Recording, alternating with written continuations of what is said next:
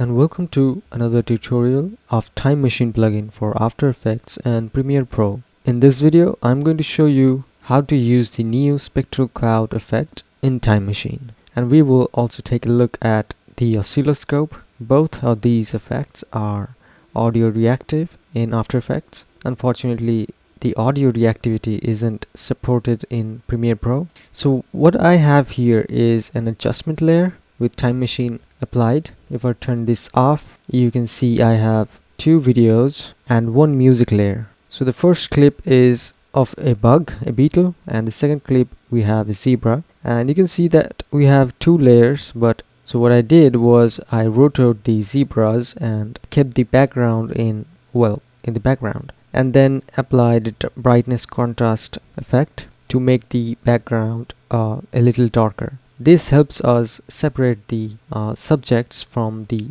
background. As most of our effects are luminance based, having a clear subject helps a lot. So let me start from the beginning.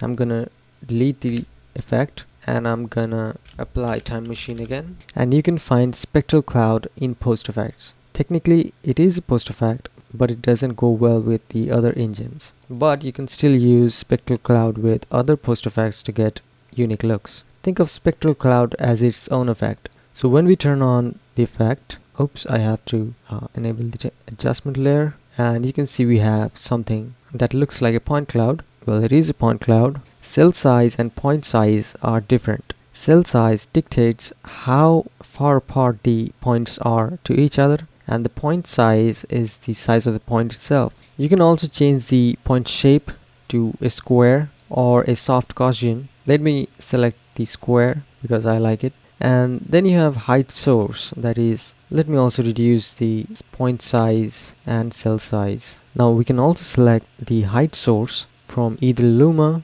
of the entire image or specifically the RGB channels and alpha channels as well. So what height does is that if a point is brighter than the rest, it's going to push forward in the XY plane compared to the rest. So as the brightness increases, or the luminosity value, the points will extrude forward. And you can get a clear understanding of this with camera yaw and pitch. So if I increase the value, you can see that the brighter points have more height than the rest. And if I change the height value, you can see the difference more clearly. The camera yaw and pitch helps you get a better view from the sides so that the point extrusion is more visible. You can also zoom in or out. You also have the ability to increase the field of view, and we will get back to audio reactivity in a moment. So these red, green and blue offsets, what they do is that if you increase the red value by 1, it will sample the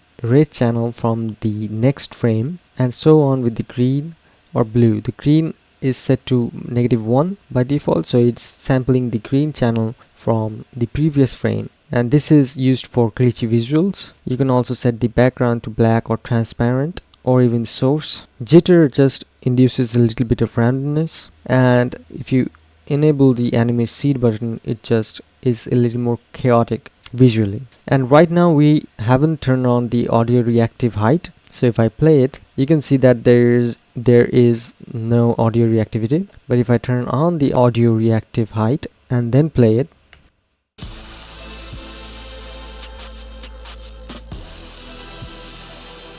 maybe that's a little too much because the height is set to the maximum value. I'm going to set it back to something low. And finally we have audio frequency, which helps us target the right frequency for our music. So you might have to tweak this slider a little bit. So if I set the value to 0, it will use the lowest bass frequencies, and if I turn it to the max value, it will select the highest frequencies. Let me keep it in the middle. So that's Spectral Cloud, and you can always use Vibe Glow to make it look even better, or we can add some chromatic aberration. And now let me turn off the Spectral Cloud because I'm going to show you the oscilloscope, which has a similar audio reactive feature. So to select oscilloscope, we go to the red channel algorithm and select oscilloscope from the algorithm, and you can find all of the controls for oscilloscope right here. And the oscilloscope in TimeMachine isn't exactly an oscilloscope, but it is kind of a imitation of the visual style that I was going for. and it does react to audio, but it isn't an accurate emulation of a real oscilloscope. The density increases the density of the lines, but it will also affect the smoothness a little bit, so let's keep it low. Beam width is very simple, it just increases the width of the beam. Intensity makes it brighter.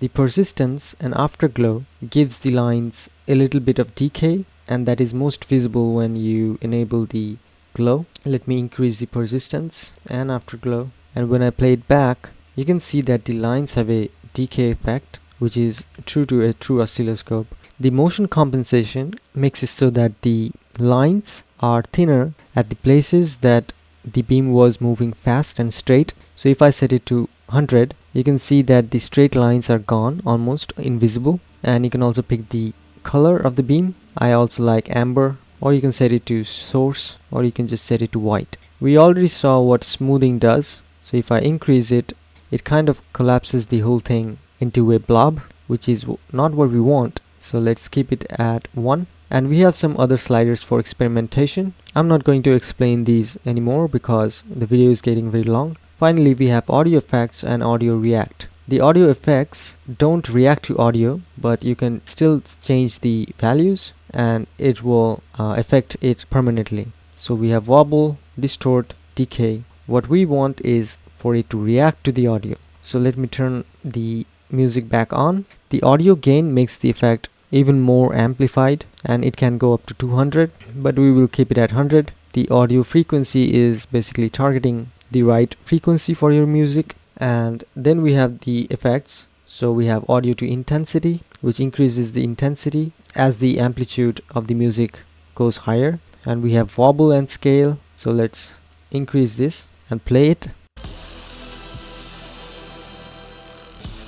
So as you can see, it is reacting to the audio, and if we increase the wobble, you can see that it has a different kind of visual. Similarly, we have XY offset that just moves the image a little bit, and then we have audio to delay, which is also used for a unique effect. So that was it for the tutorial, and if you still have questions, feel free to comment and ask anything, and you can contact me anytime using my email, and the email address will be in the description. Thank you very much. Have a great day.